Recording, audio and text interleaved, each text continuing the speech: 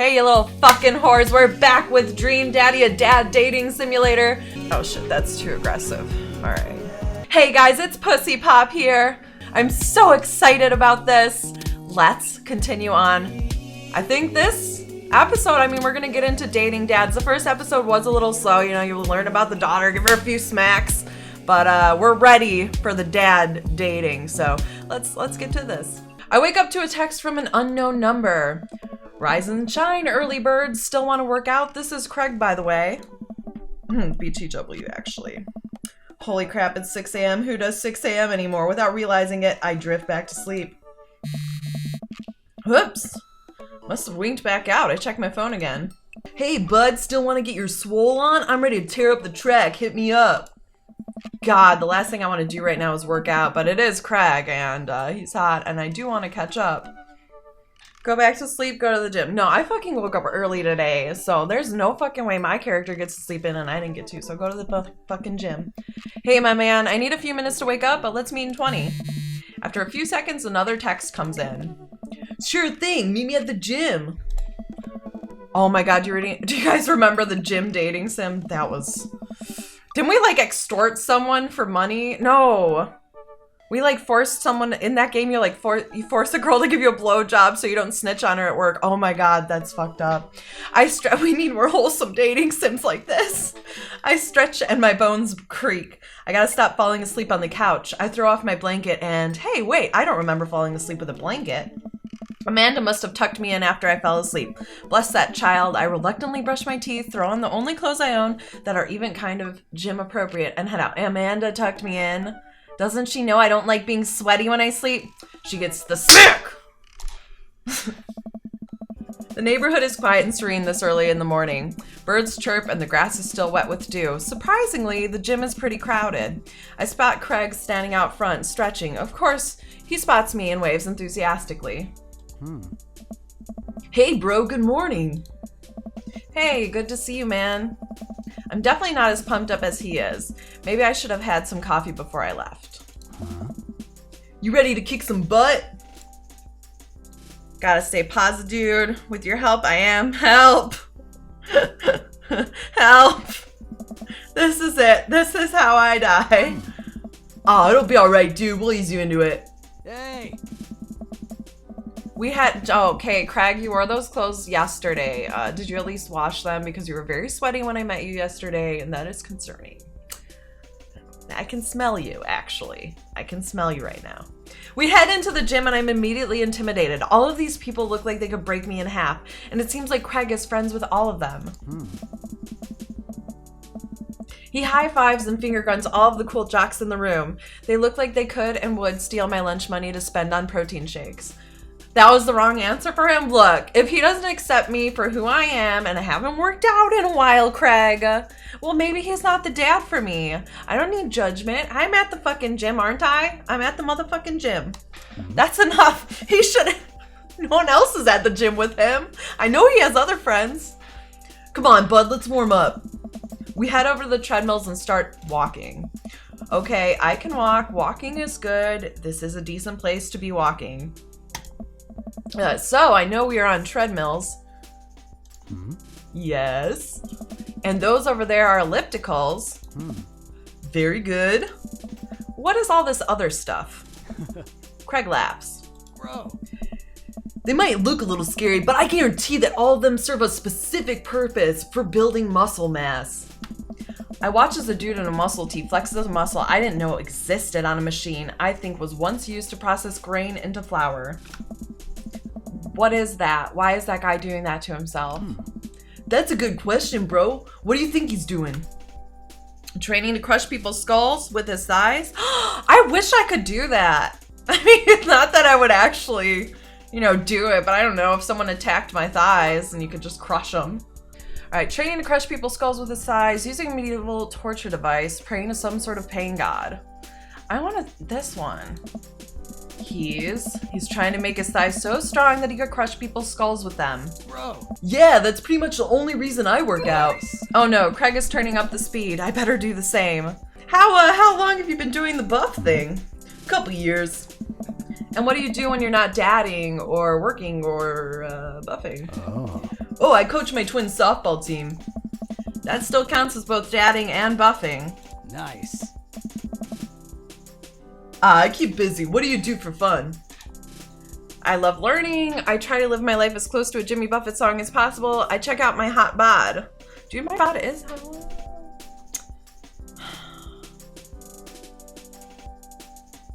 I love learning. I try to educate myself about the world around me. I'm like a sponge for knowledge, soaking up all that intellectual content. You know, history, the paranormal, wilderness survival, aliens, conspiracy theories about aliens and how they've invaded our government and how we're all mind controlled. But mostly those things. So you watch the History Channel too, huh? Yeah, exactly. Yes. We're jogging now. Oh God, we're jogging now. I look over to Craig, who hasn't even broken a sweat. How is he doing this so effortlessly? I'm dying. I can feel my life force draining through every orifice. I hate that word. I fucking hate that word, by the way. Of my body. Hey, remember when my fish died in college? No, I don't like this story. Oh my God, is he really bumping up the speed again? I guess I better do it too. Oh, this is fast. This is very fast. And we were at that party and you gotta make me feel better. You tell me to create a distraction, so of course I do a sick keg stand and get everyone cheering. And then I try to steal a fish from a fish tank at the party with my bare hands like an idiot. Nice. And then you drop the fish and it's flopping around and you panic. So you run up to me post keg stand with a dying dirty fish in your hands that you scooped off of the ground and you're yelling at me that we have to leave. Bro. So we're running out of a frat party with a fish, trying to give it to I can't fucking... I'm just picturing the fish scene and coming out on top. Alright. I don't think I showed that on my YouTube channel, but there's a fish scene where you do the dirty with your fishy. Alright, so we're running out of a frat party with a fish and trying to give it mouth-to-mouth resuscitation, and we get him home and get him into a bowl of water, but the prognosis was grim. And the next day he's alive and well. Dude. They never did catch the great fish thieves of Grand Ridge, you. Hell yeah, bro. And they never will. I shoot off the end of the treadmill and crash into the wall. Jesus, that hurts. Bro. Dude, bro, are you okay? Craig offers me a hand and looks me over for injuries. You guys think, how many people do you think have had to go to the emergency room because they got a fish stuck inside them? I'm talking vaginally or anally. You know it's fucking happened. Hold on, let me Google that. Women losing objects in their vaginas, an online literature review. What is this? What? Yes, what is this? There's a fucking Dorito. Who's putting Doritos up there? Stop. What is wrong with you? Craig offers me a hand and looks me over for injuries. You found a man who stuck 2 fish in his anus when he was drunk? Well, shit! Why aren't these people my friends? I'm fantastic. I managed to stand up and rub my back. Doesn't hurt now, but I'm sure it will later. Oh, man. You don't have to push yourself. You don't have to push yourself like that. Always know your limits. Well, I think I might call our gym adventure here. Oh. You sure? Yeah. All right, well, here, I brought you this. Craig hands me a shaker bottle full of a thick green liquid. I stare at it with what must be apparent disdain. Dude, just give me a normal fucking protein shake. None of that green shit. It's a protein shake, bro. It's a fucking green one. I know it's not gonna taste good. Oh, yeah, thank you for giving me a shit protein shake. There's much better. I actually like protein shakes. They're not bad, but not the fucking green ones. He wants me to drink it. Oh boy, here goes. I take a small sip. It's actually delicious.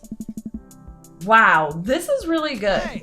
And good for you. It's my special recipe. I'm pretty proud of it. Bro. Let me know if you ever want to work out again. Maybe we can try running around the neighborhood if treadmills aren't your speed. No pun intended, bro. Good one. Well, I'm gonna go put some ice on this. Everything.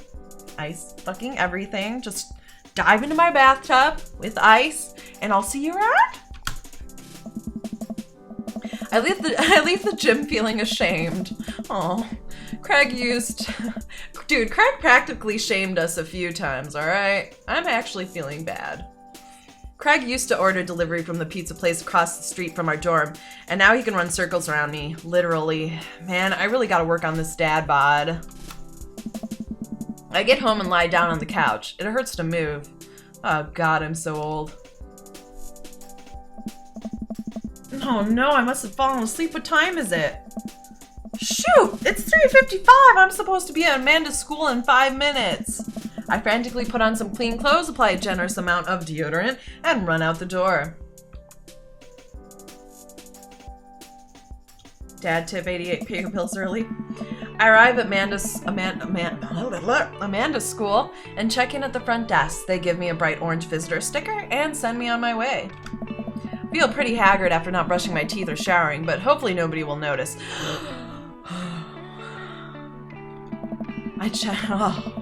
We put on a lot of deodorant, but we didn't brush our teeth. Man. Morning breath, ugh. Honestly, that's like the worst part about waking up next to someone is that inevitably you're gonna smell their morning breath at some point. I check my watch and I'm relieved to see that I'm only 2 minutes late. Wait, was it room 103 or 108? I spot a youth standing at his locker and approach him for help. Excuse me, do you know where Mr. Vega's classroom is? The youth turns around and looks me up and down with heavily lined eyes. Come on, kid, I'm late for a meeting. Mr. who? Mr. Vega! I don't know, have you tried the exit? Okay, wise guy, are you gonna help me or not? Fine, up those stairs and to the left, can't miss him. I head up the stairs and walk around. I'm unable to find Mr. Vega's class anywhere. After a couple of minutes of searching, I head back downstairs. That punk youth sent me on a wild goose chase. I get back to where that low-rent Gerard Way is standing, fully ready to give him a piece of my mind, when suddenly a head pops out of the classroom next to his locker. Oh. Lucien, don't you have a third period to get to? Fine, Mr. Vega. Ah. Wow.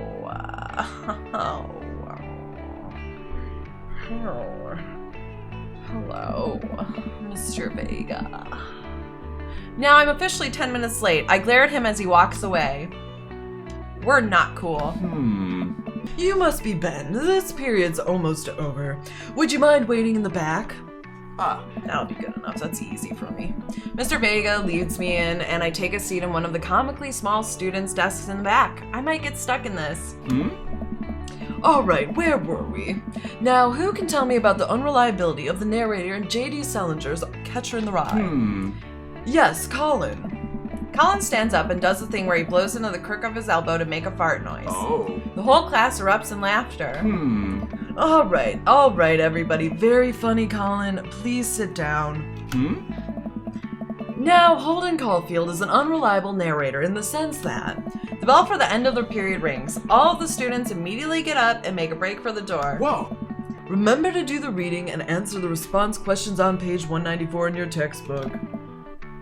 Kill Colin. Kill Colin. Kill Colin. I'm gonna get banned from this school. I'll never be able to pick up my daughter again. Nobody's listening. Dude, Colin needs a smack. Where are his parents? That's why Amanda's in motherfucking line. She gets the smack when she gets crazy. Bam. It's a quick one to the face. Don't abuse your kids, please. Or not, I guess. Mr. Vega turns to me and sighs. Middle schoolers, right? Don't you teach high schoolers? Both, you know. Budget cuts. Oh, right. Thanks so much for coming in. No problem, Mr. Vega. Please, call me Hugo. I don't know. I don't normally do these impromptu parent-teacher meetings, but as I'm sure you know, Amanda's a very bright student, and I'm concerned about her recent behavior. What? What you talking about? What's going on? Uh... Amanda has never been the most engaged student, but I know she cares. Recently, though, she's been falling behind. She's not completing assignments and has been doing rather poorly on tests. I'd normally chalk this up to senioritis, but are you, excuse me? Can you back the fuck off my daughter's learning disorder? Bitch! Not dating you. This is strange. I thought Amanda always shared everything with me. It hadn't even crossed my mind that something might be wrong. I just wanted to ask, is everything okay at home? We just moved. She's fine. She has a tendency to bottle things up. We just moved. Well, we just moved recently, but it was only to the other side of town, and Amanda was more excited about it than I was. No, we need a better excuse than that. Fucking lie. We need to lie. No one comes at Amanda except me. See, if you can talk to her about it, I know she values you a great deal. Would appreciate your guidance if she keeps heading down this road. I know how important art school is to her, and I would hate to see her miss out on a scholarship money that she clearly deserves. I'll make sure to talk to Amanda. Thanks for letting me know, Hugo. Hey. Anytime. Just get her some Adderall, fuck.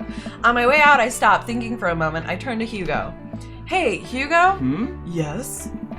Did you ever catch that rye? Oh. Yes. He liked it. I leave the classroom and make my way out of the school. I'm still a little bit in shock that Amanda was able to hide this so well from me. She's always been such a force for positivity in my life, especially after we lost her father. Amanda must be done with classes for the day by now. I'm sure she would appreciate a ride home. And maybe I can talk to her about what's going on. Oh, God. Daddy-daughter talk time. And she gets to smirk. I pull up to the carpool. Let's actually just talk shit about the teacher, Amanda. I pull up to the carpool and Amanda hops in the passenger seat. So, did you have fun gossiping about me? Mr. Vega and I actually just gossiped about our celebrity crushes.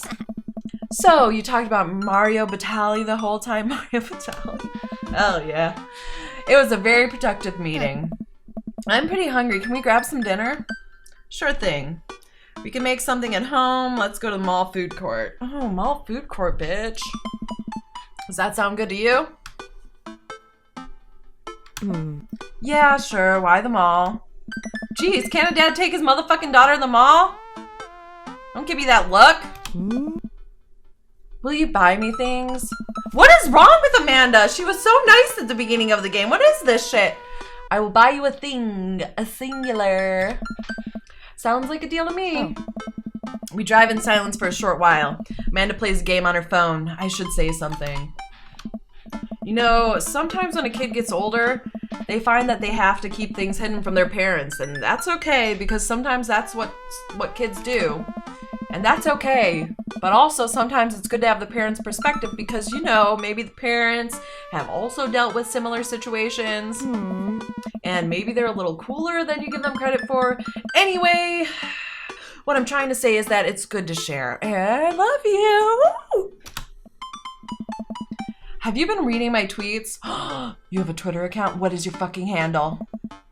You have a Twitter? What? Never mind. Oh, my mom knows my Twitter. My mom knows my Twitter. Oh my God. Worst moment of my life is when I found out my mom knew my Twitter. Look, sweetie. I'm an adult. I'm not a teenager. Holy shit. Look, sweetie. Mr. Vega said you haven't been participating in class and that you're not turning things in. Oh, I'm fine, Pop. Senioritis and all that. I thought you liked Mr. Vega's class. It's fine. He's fine. We pull up to a stoplight and I eye Amanda. She's still texting. She's texting someone. I think Amanda has some drama. I want you to know that you can talk to me about anything. I can tell that whatever it is, she doesn't want me knowing about it. That's frustrating. I heard Emma R was going to that fancy art school in California. That's exciting. Are you jealous? Is that the issue, Amanda? Yep. Are you bummed that you guys aren't going to the same school? Yep. Amanda keeps texting. She stifles laugh. What's so funny? It's, I don't think you'd get it. Okay. Who you texting? Noah. Who's Noah? My friend. Does he go to your school? Yep. Do you? Like Noah? Whoa. What? No! Dad! Ugh! I can't believe you would. Oh. Dad! I mean, jeez. Why would you? Ugh, you like him, you like him, you like him! Gross. Sorry, but you motherfucking like him! I know you motherfucking like him! Dad, he's my friend! Oh, so you friend zoned him, he likes you! Guys and girls can be friends, he's my friend! Oh, okay, sure, yeah, she's super defensive. Oh, you guys sexting over there? No sexting until you're 18, by the way. At least not pics, we don't want you getting in trouble. Jeez, this is going well. Well, good talk, love you, kiddo. She leans forward and turns up the radio. I guess that conversation is over. To the mall, then.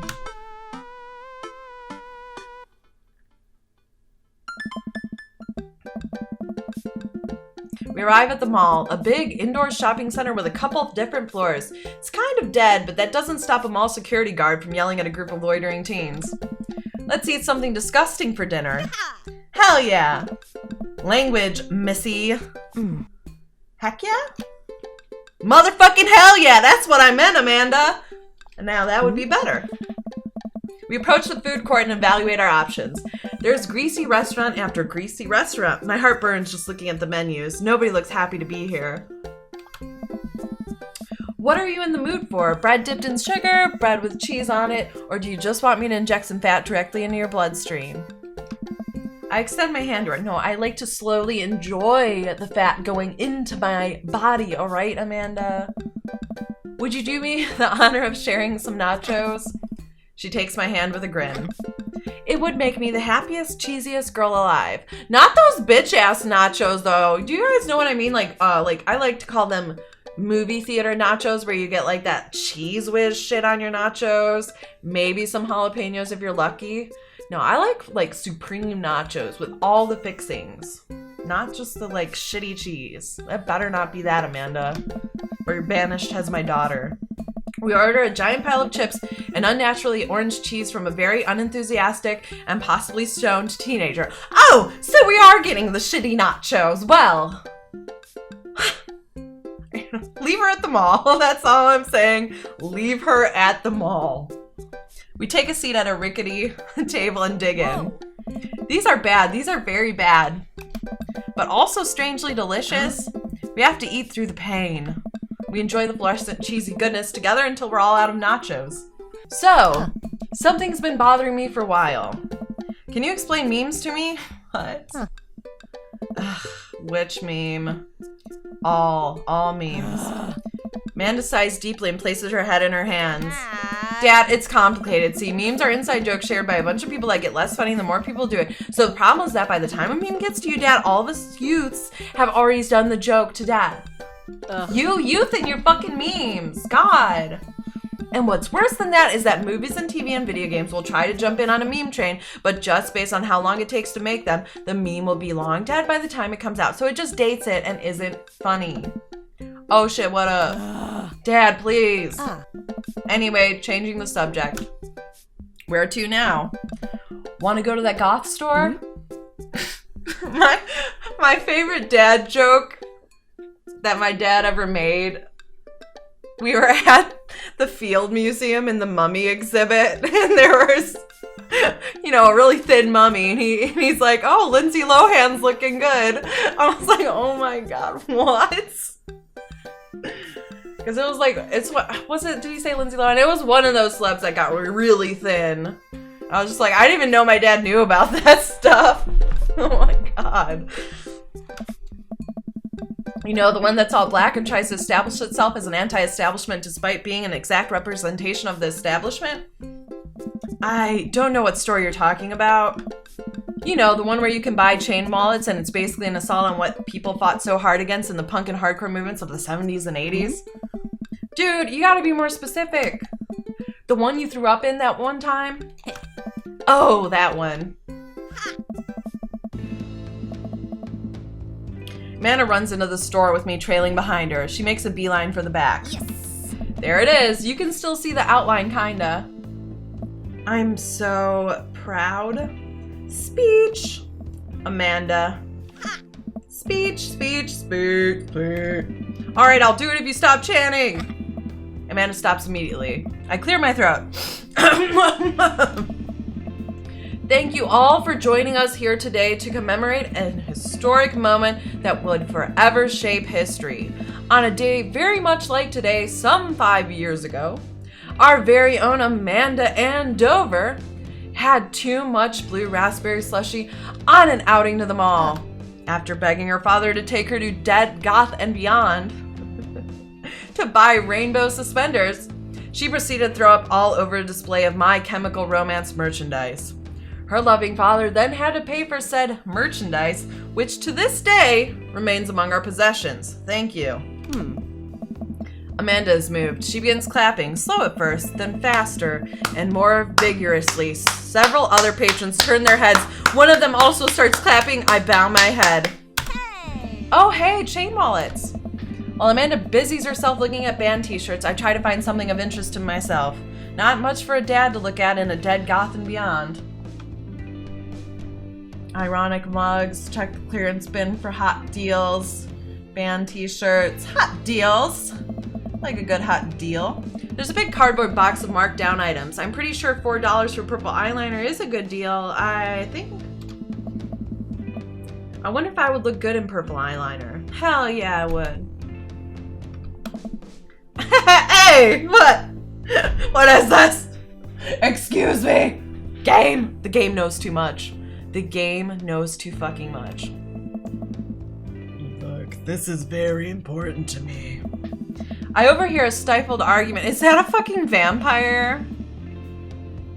I overhear a stifled argument over at the cash register. An older gentleman is carrying a garment and showing it to a bored-looking cashier with pink hair. I can see that. Don't know what to tell you, dude. I just work here. Listen, when I bought this online, the website said this blouse was Victorian inspired. However, when I received it, it clearly held the trademark of Edwardian dressage.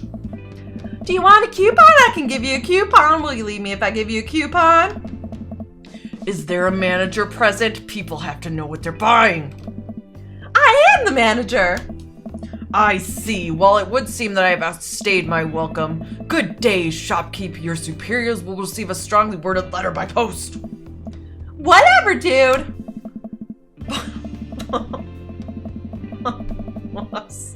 Fucking psychos. What's going on with the world today? The man whirls around and storms out, his literal coattails trailing behind him. I can't tell if they are Victorian inspired or Edwardian in nature. Amanda trots up to me with a t-shirt in her hand. Oh boy, here it comes. Hey, Dadtron 5000. Yes, I'll buy it for you. Just do good in school. I don't want to hear any more shit from your fucking teacher. Wow, that was easy, thanks. At least it's only one this time. Amanda plops the shirt onto the counter and grins at the cashier. I love your hair. The cashier says nothing and rings Amanda up, radiating hatred. So what was that guy's deal? The cashier rolls her eyes so hard I'm worried she'll pull something. That's Damien. He's in here all the time. He's obsessed with Victorian fashion or whatever. She hands Amanda her bag and it's clear the conversation is over. We make our way out of the store and head home to get some rest. Amanda and I sit on the couch trying to find something to watch over bowls of ice cream. Oh, cool. Long Haul Paranormal Ice Road Ghost Trekkers is on. Your favorite, right? Oh, no. Oh, hell yes. They have to make it over the Canadian tundra before the ice road melts, but also they're hunting ghosts. Also, the trucks are haunted.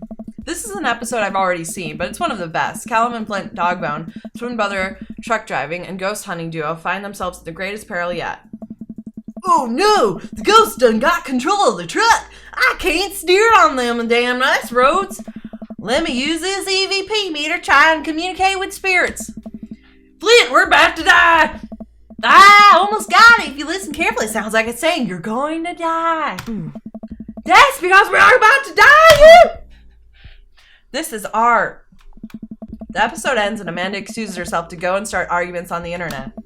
I stay up a little longer, curious about the exploits of Callum and Flint Dogbone after their disastrous ice road accident.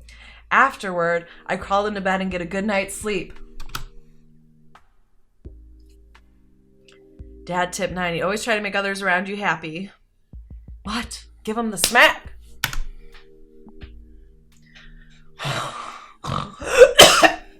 Oh my god. I tried to snore, but I think I like breathed in my entire nose down my throat. Morning, sleepyhead. 5 more fucking minutes.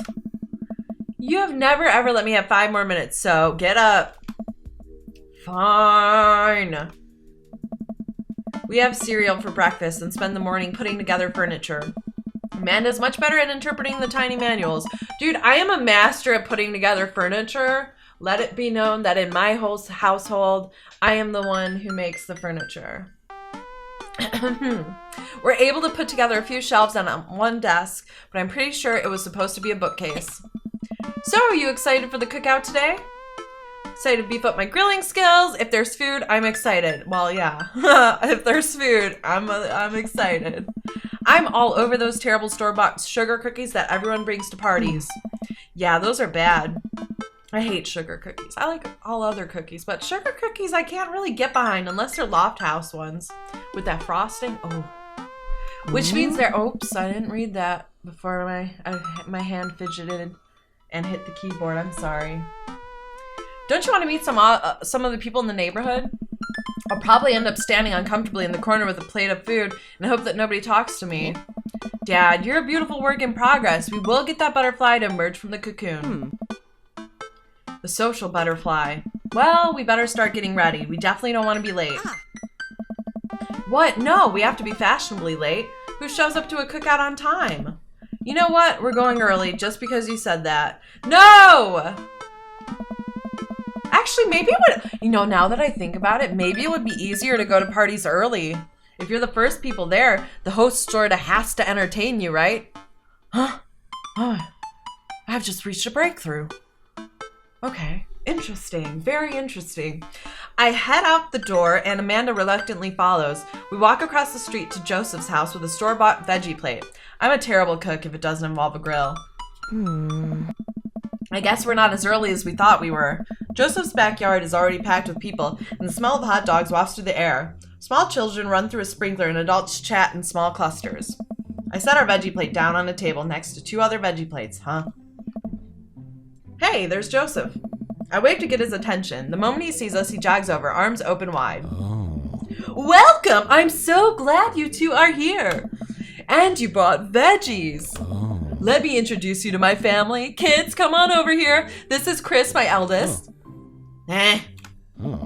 This is Christian and Kristen. Christopher, whatever the fuck they're called. They're twins. They stare creepily and say nothing. Then, of course, there's our youngest, Krish. Wait, where is Krish? That's like me trying to say Chris, but I can't because I can't say my S's. Let's just trooper model all over again, except this person named their kid that. Maybe Mary put him in his crib. Oh, and how could I forget my lovely wife, Mary? Joseph pecks her on the cheek. She smiles. Mary, sweetheart, did you put Krish to bed? I'll have to go look for him. What? You'll have to? Yeah. Joseph takes a moment and regains his composure. Mary, this is our new neighbor, Ben, and his daughter, Amanda. Hey. I'd shake your hand, but I have a glass of wine that I need to tend to. I love her. Nice to meet you, Mary. Can I booze it up with Mary, honestly? Charmed. Well, I have to go over there now. My wife has a wonderful sense of humor, but please, you two, enjoy the barbecue. All the guys are really excited to meet you. This is Robert. He lives just across the way. A haggard man nursing a glass of whiskey eyes me up and down. Oh, this guy. We saw him at the coffee shop. He's a sketcher. He seems really sketchy. Hey. Hey, I'm Ben. It's nice to meet you. He takes a long swig of his drink. Charmed. Yeah. Ben and his daughter just moved in next door. Cool. If you ever need recommendations on where to get a drink in this town, Rob's your man. I told you not to call me Rob. Right, got it. Robert ambles away without saying goodbye. He's not really a people person. Amanda and I mill around and try some of the food spread out on the table. I pick at some deviled eggs. Amanda grabs a small paper plate and immediately begins piling it with baked goods. I don't want to have to make friends. Come on, Dad. Who are you going to party with when I go off to school? I'm the internet. I don't know. I don't need friends. I don't want to have to do pleasantries. Dad. They're going to talk about weather. Go, do it. Make a friend. I don't want fake friends, Amanda. But how could I possibly abandon my only child as social function? That's bad parenting. This plate of cookies is my new dad. Bye. Amanda shows me into the center of the yard. Well, here goes nothing. I look around the party and I'm surprised to see some familiar faces. Isn't that the barista from the Coffee Spoon? Oh shit, hell yeah it is. Hello. What a cool guy and mysterious. Didn't that guy throw a frisbee at my head? Oh god. Isn't that the guy who was throwing a fit in Dead Goth and Beyond? Isn't that Amanda's teacher? Hey, I know, Craig. Why is everyone here? Why are all the dads are here? But wait a second. All of these people live in our cul-de-sac? That can't be right. I better investigate. All right, let's see. Robert and Brian, Matt, Hugo, and Craig, Joseph and Damien, Burger Time. As tempting as Burger Time actually is, why can't we do Burger Time and then bring the burger over to everyone else? Because I think that's actually what I would do. I'd get the burger first and then, talk to people. And then you just shove your mouth all over the burger in case, things get awkward. And then you can't respond because obviously you don't want to talk with your mouth full. I'm gonna go. I think I liked Craig, right? Yeah. Matt, oh wait, no, I didn't like, Craig's okay. It was Matt I was thinking of, but he's in part of this group. I knew he was part. I just confused him and Craig for some reason. Matt and Hugo seem to be embroiled in an intense discussion. Craig looks on, smiling politely. I walk over to say hello. Craig's pants look so comfortable. Every time I see him, I think about how comfortable his pants look and how I really want a pair like... Actually, I'm wearing a pair like that right now. Except they don't have polka dots, and I kind of wish they did. Well, I don't think it's fair to try and compare two art movements like that. Periods in art only exist because they're a unique byproduct of the social and political climate of a time and place, and to try to take something like, say, the Rococo period, and compare it to the postmodernism in America. You're completely disregarding the context in which a work of art is created. Time for that hot foursome. Hell yeah! Can you get a foursome in this game? Matt and Hugo seem to be so busy talking they don't notice me. Craig leans in. Dude, I have no idea what's happening. Talk to Craig, listen in on me. Oh no, I'm good actually, I turn my attention to Craig, who seems a little more attentive to my existence. How'd resistance training go the other day? Great, Little River here is a great cheerleader, aren't you, tiny bro? Craig grabs River's arms and waves them around. Oh. You can do it, Dad. I'm so proud of you. I'm sorry for pooping on you.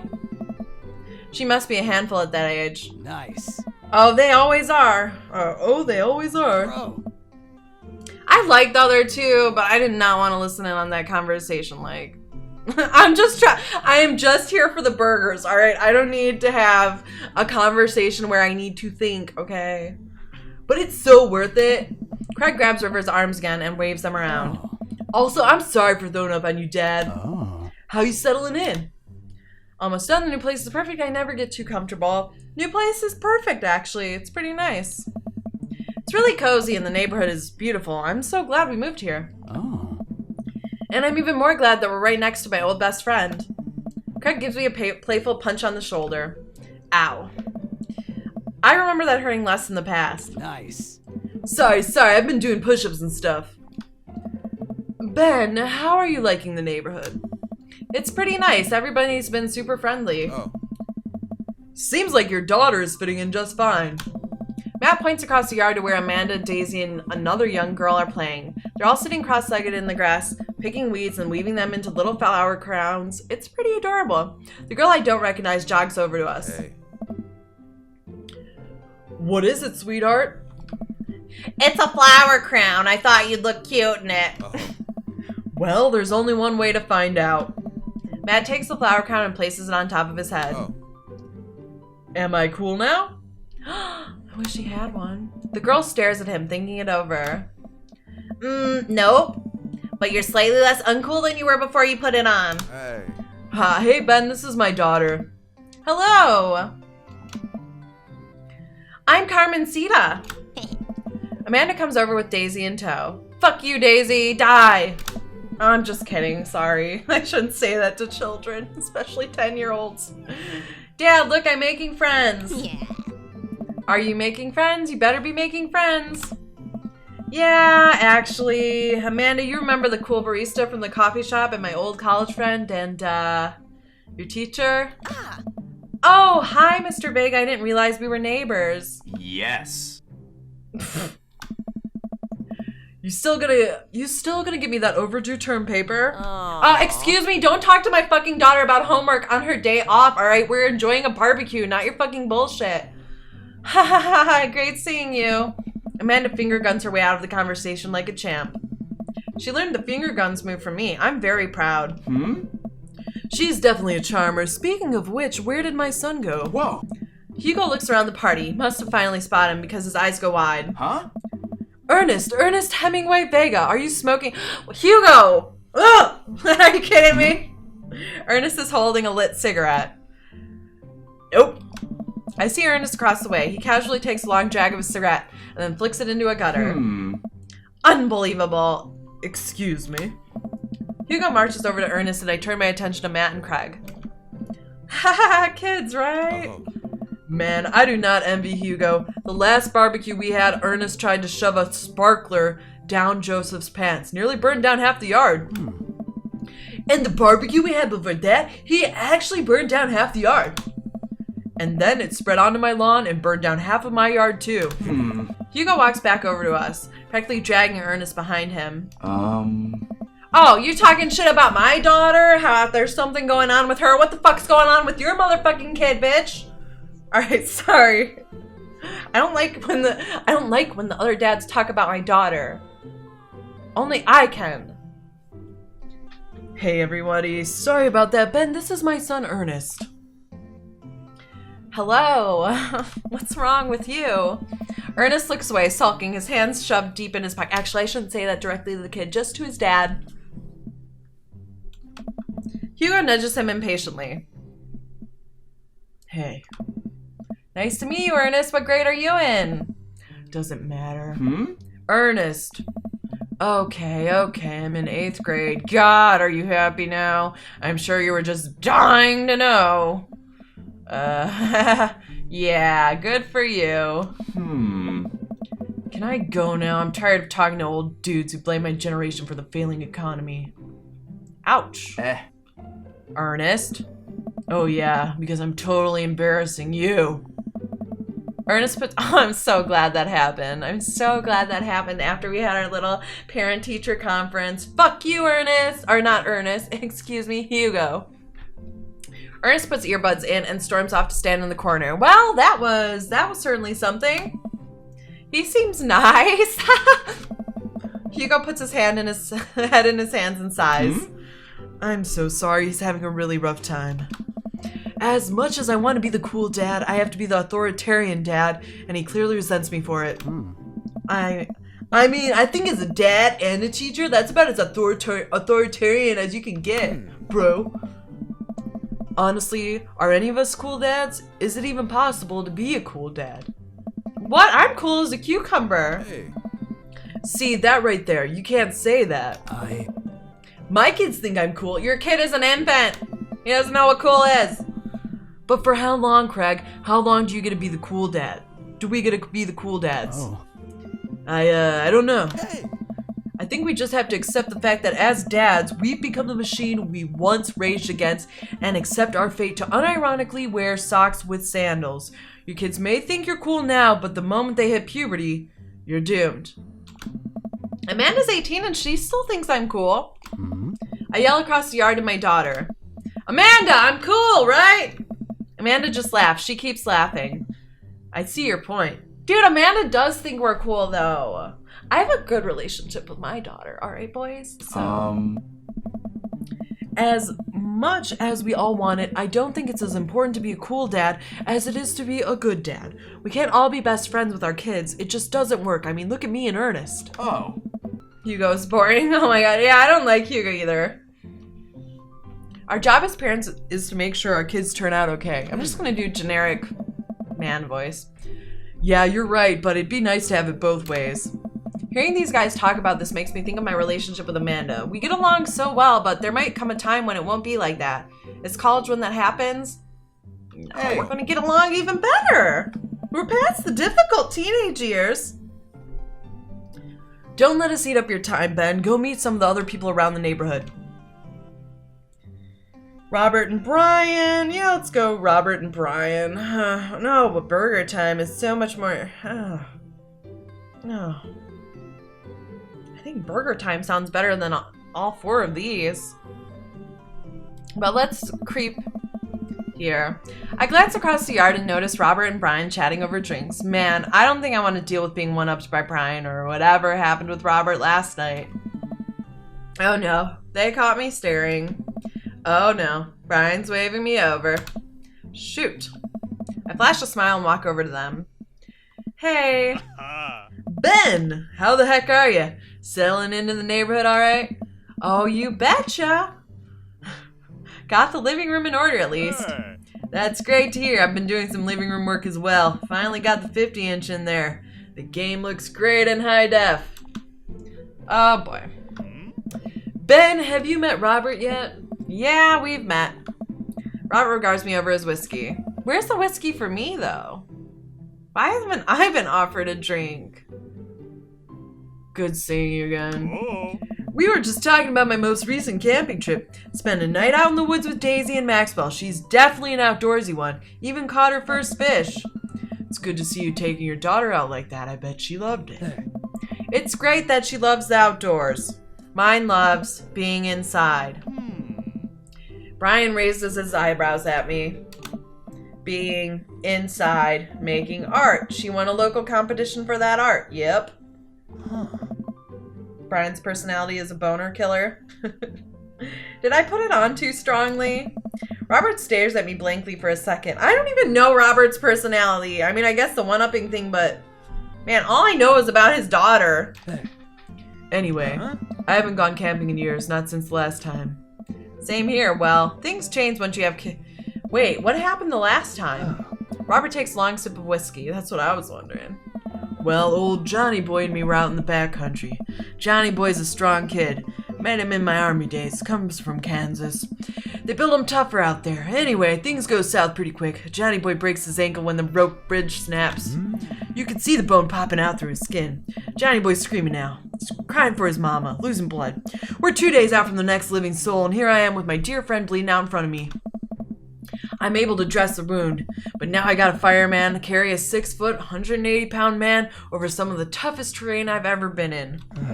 I won't lie to you. There were moments during those 2 days when I thought about leaving old Johnny Boy, but you build a bond with your brother in arms, and that bond never breaks.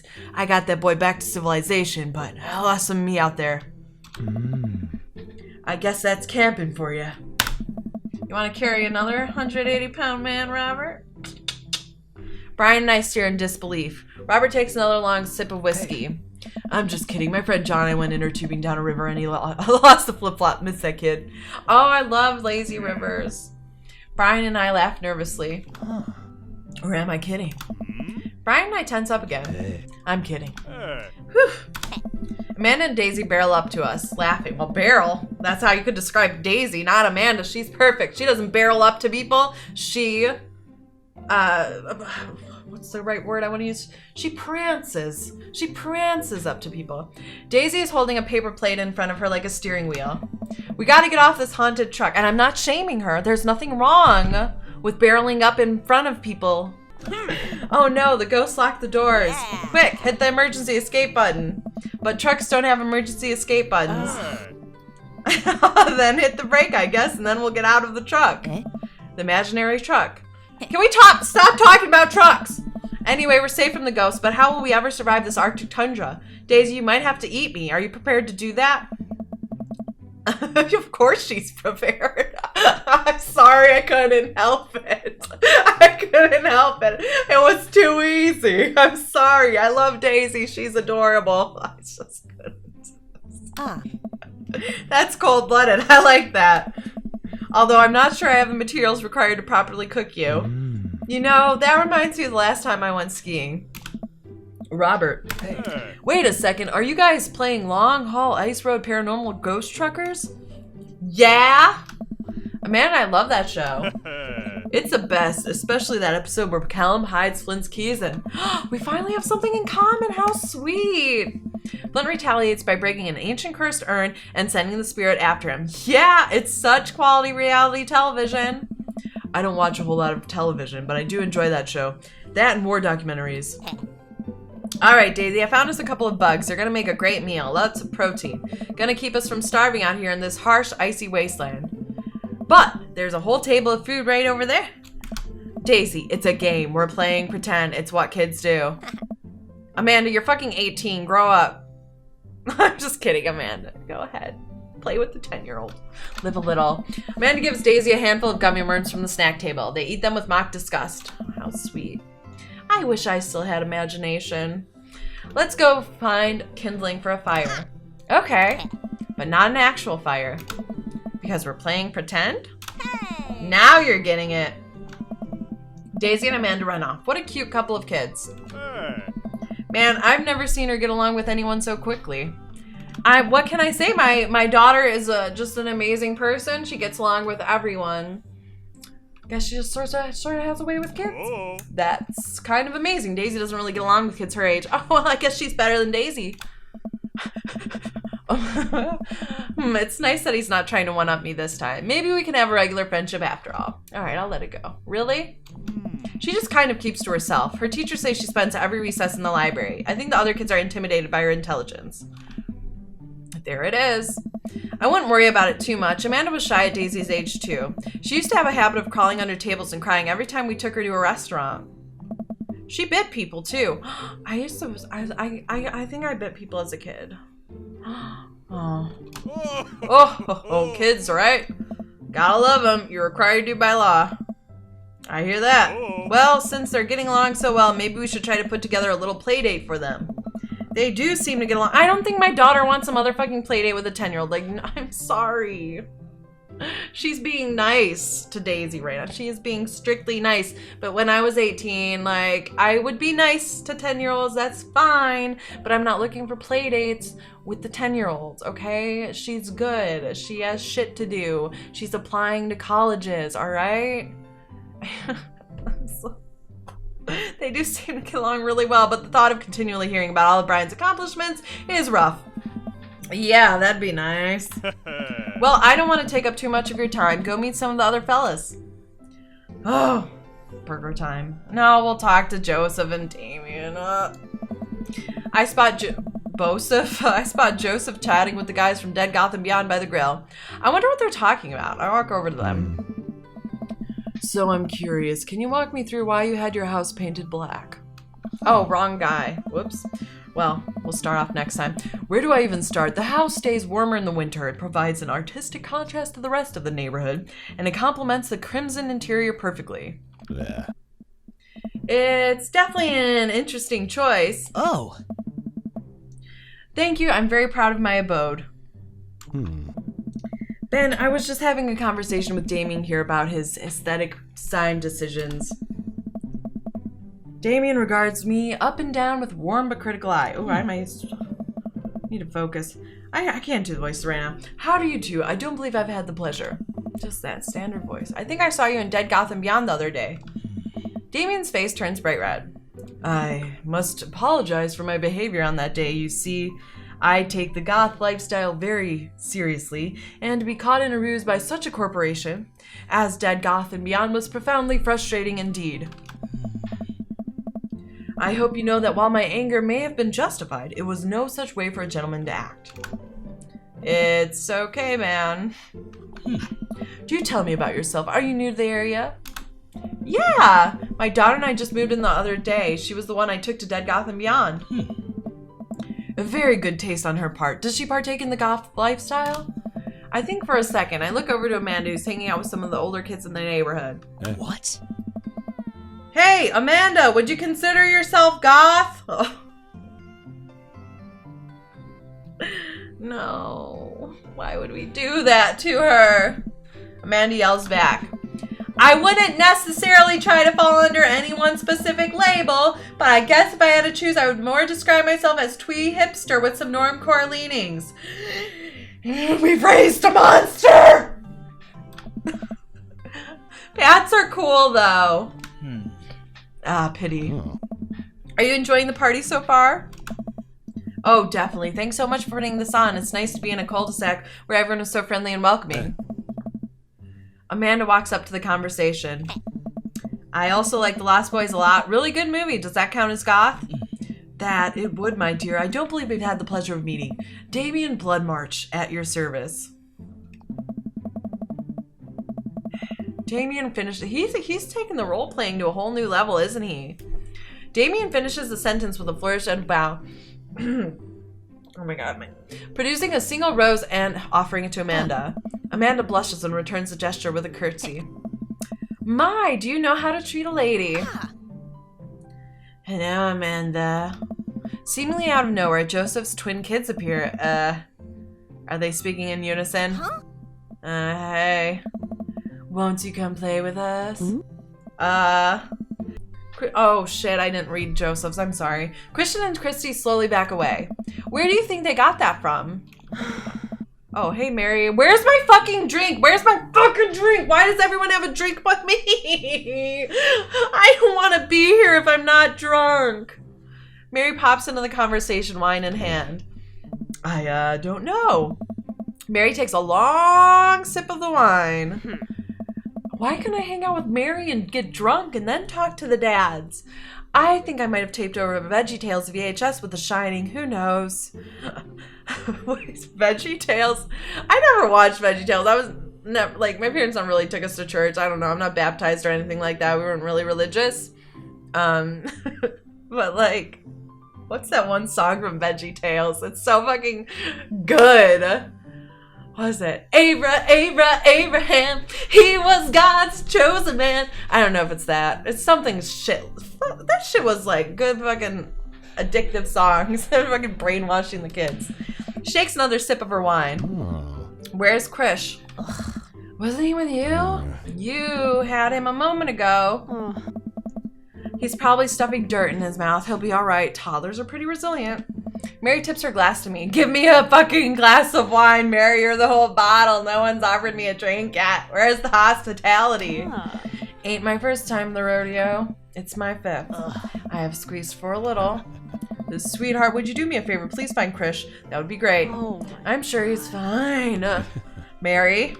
Okay, dude. Mary finishes her wine and wanders off. Dad, can we go now? Oh, this little punk-ass bitch. Ah, Lucian, have I introduced you to Ben yet? Hey, it's that punk from Amanda's school. I remember you. Whatever. That's no way for a young man to speak to his elders. Be polite. Lucian bows. Whatever, sir. Lucian bows again.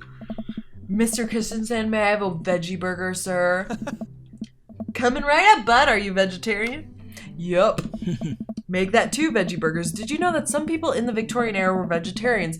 They described carnivorous type people as bloodlappers. Dad. It's really interesting, Damien. Joseph turns to the grill. Just a hint of tattoo peeks out from underneath his sleeve. I can't believe I didn't notice it before. It looks like the bottom of an anchor. Whoa, is that a tattoo? Yup, I wasn't always a youth pastor, you know. That's so cool. Want to see mine? Oh my. What? Lucian pulls back some rubber bracelets, revealing a lopsided 666 in black ink. My buddy gave me a stick and poke tattoo last week. I think it's healing up pretty good. Lucian! We'll talk about this later. That's pretty cool. What's the significance of the tattoo? I don't know. I just thought it looked sick. Well, in my opinion, the only reason you need to get a tattoo is because you want one. Careful though, that number carries weight. Man, Joseph is a way cooler youth pastor than I thought. I just figured youth pastors popped out of the womb with a Bible. I wonder what he did before preaching. And without further ado, let's work some magic. Yeah, work some motherfucking magic and get a drink in my hand. Oh, why do I not have a drink in my hand yet? Joseph closes his eyes, takes a deep breath, and gets to work. With the greatest of ease, he sets patties on the grill, flourishing as he flips his spatula in the air. It's really some of the best grill work I've ever seen. You guys think this is my first time in front of a grill? He's working faster now, effortlessly tossing cheese onto patties and perfectly grilling onions on the side. One after another, the dads take notice and crowd around Joseph to admire his masterful technique. Oh. You probably didn't know this, Ben, but Joseph's known around here for his grillmanship. He's ungrillable. Bro. I've tried to get on his level, but I just can't catch up. Hey. Let us keep studying. He has a rare quality about him. Oh, God. The puns. Mustard, we keep talking about this. Can't we just appreciate the artist? Hey. I've never seen him make a mistake. Hey. Okay, we need to stop. This is getting too cheesy. Stop! Fucking stop! Stop! Please stop! All of the children at the party boo the glorious display of puns in unison. Wink. All right, guys, the food's ready. Please form an orderly barbecue. Oh, man. All right, that's it. Bye. Save it. Exit the game. We're out of here. No, Oh, yeah. man, it's so wild. It's actually kind of cool when you get a big combo of puns. But they have to be puns in the wild. Man, it's so wild how all of us dads live in the same cul-de-sac. Kind of nice, isn't it? It feels like there's a real community here. It totally helps when you're just a single dad trying to raise a kid. Wow, Matt! Damn! We're happy to have you here, man. I think you're gonna like this neighborhood a lot. Oh. Plus, Amanda seems to be getting along with all the kids. If she decides to get into a babysitting game, she'll really make a killing. Hey, why don't you add us all on Dad Book? Dad Book. Oh. Yeah, that was a hiccup and a burp. That's what I'm saying. Like when I spend too long doing weird voices, or just I think maybe it's just the guy voices, the deeper voices. It screws up my whole system. That's why I just did a hiccup burp as Matt, and I blamed it on Matt, and it is his fault. That wasn't really me.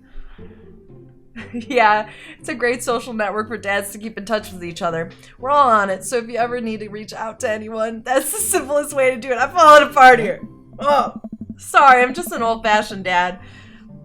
Social media goes over my head sometimes. Don't worry, Pops, I'll help you figure it out. The rest of the BBQ goes smoothly. We all trade stories and drink beer as our kids... Oh, finally I got the beer. As our kids play on the lawn. Amanda breaks up a fight between Carmencita and those weird twins. I think they wanted her soul. Kick them in the face. Amanda and I walk back to our place as the sun... Oh, actually, don't kick them in the face. We don't need a lawsuit, Amanda. Amanda and I walk back to our place as the sun sets over the neighborhood. Pretty fun party, don't you think? I mean, I got a burger in me. I felt like I was at a networking event. Wish I could have been playing Paranormal Ice Road Truckers. I felt like I was at a networking event and I wanted to die. I'm gonna get LinkedIn notifications out of this. I just know it. You don't think it's nice that people want to connect with you? Not when their affection jams up my inbox, metaphorically speaking. Well, hey, at least you met some other cool dads. You should hit them up on Dad Book. Maybe I will if I ever figure out how social media works. I have a good feeling about this place. Me too, Dad. Wow, how wholesome and beautiful. Meeting our neighbors. Amanda and I arrive home with the remnants of our veggie plate.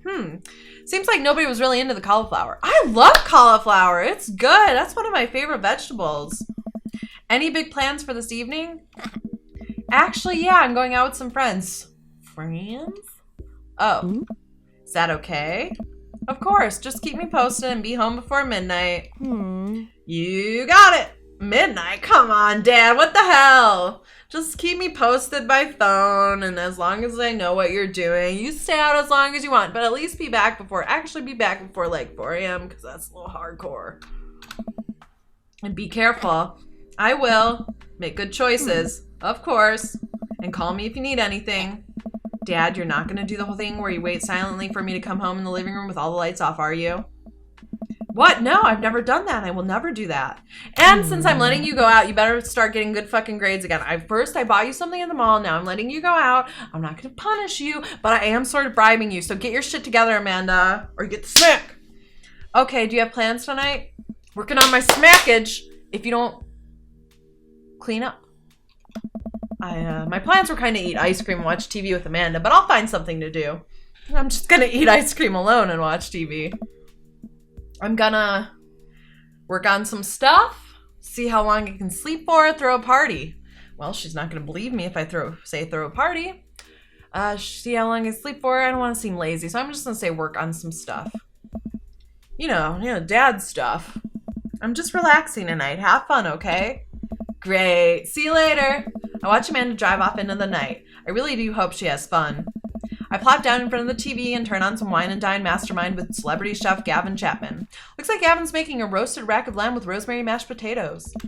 I'd love to be able to cook like that, although I think if I was actually good at cooking, I'd use my powers for evil, like just making baked Alaskas all day instead of any food of real nutritional substance.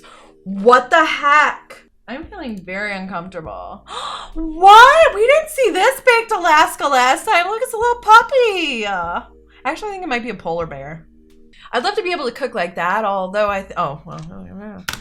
man, Gavin Chapman just caught that thing on fire, but he meant to do it. What a professional. I lose track of time as I blaze through several episodes of Wine and Dine Mastermind, and also one episode of some cooking show called Meat Hell. I'm not even sure what that one was about. It was just a lot of yelling. I glance at my watch. Man, it's almost midnight. I should check in with Amanda. I send a text. Hey, kiddo, you good? I wander into the kitchen as I wait for a reply. Amanda's phone is almost always in her hand, so I'm sure she'll respond soon, unless she's driving home now, in which case I hope she doesn't respond soon because I definitely taught her better than to text and drive. No one texts and drive! Just don't fucking do that. It only takes one fucking text where you're not paying attention to murder an old lady, alright? So stop. I reach in the freezer and grab an ice cream sandwich. It's a little late for this, but I think I earned it after a long day of socializing.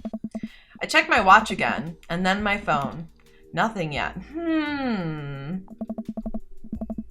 Okay, see, now I'm worried. Do I call her? Do I call the cops? No, it's too soon for that. It's been 5 minutes. I'll just send her a gentle reminder text. What's up? Half an hour passes. Now I'm really worried. The episodes of Gavin Chapman's Meat Hell are not as soon as if text and driving won't kill me, this soul place will. Yeah, that party was really long. I think that's my biggest issue with this game so far, is that the pace is very slow. I saw a few people say that in the comments on, I did an hour long of the beginning. It does move a little slow sometimes. We need to get into the thick of it, you know? Anyways, my anxiety, but possibly exacerbating it with all the yelling. So I keep pacing around the house, waiting for her to come back. Why didn't I find out where she was going? Who was she even with? Why don't I know any of her friends' phone numbers? Why don't I even know any of her friends' full names? Dude, I hope she's getting a dicking. You get it, Amanda. Hell yeah. Who is Emma P? I decide to send her another text. Amanda, please text me and let me know you're okay. I can't help but think of all the awful things that could have happened to her. Oh, thank God, it's her. Amanda opens the door and shuffles in. Finally, she's back home. I'm glad she's okay. Sup? Sweetie, thank God you're safe. Yep. But now that I know she's okay, I'm really mad. I always let my parents know, what I was doing. If I was going to be out a little later, I just, it's, so easy. A quick call. Hey, I'm going to be out a bit later. This is where I am. They're like, all right, hang up. Easy peasy. Lemon squeezy. Why didn't you answer my texts? Amanda pulls her phone out of her pocket. Oh, whoops. Guess I didn't see those. She starts to walk to her room. Amanda Ann. Whoa, we're pulling out the middle name now? Amanda, you come home an hour and a half after your curfew, and you didn't respond to any of my texts. You really freaked me out. I was about to call the cops. Dad, you're seriously overreacting. You're not going to be like this when I go off to school, are you? I don't like your attitude. I have a right to be concerned. I was scared. I have anxiety issues. You weren't responding. It was just like when your dad... I have to stop myself from tearing up. Oh, Dad, I didn't mean to. I sit down on the couch and I put my head in my hands. I feel very tired all of a sudden. Oh, shit. You really scared me, Just. Please don't do that again.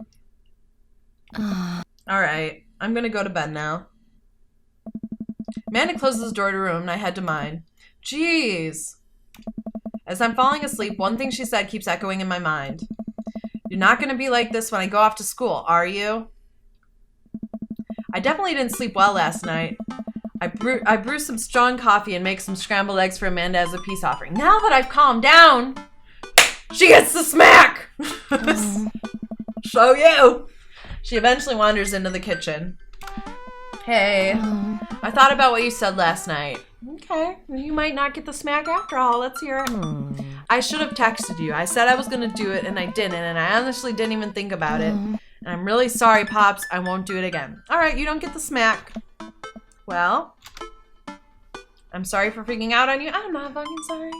I trust you to make good choices. I also thought about it, and I'll try to give you your space from here on out. I gotta trust that you can take care of yourself. Team Dover? Team Dover. Hell yeah. Amanda gives me a hug.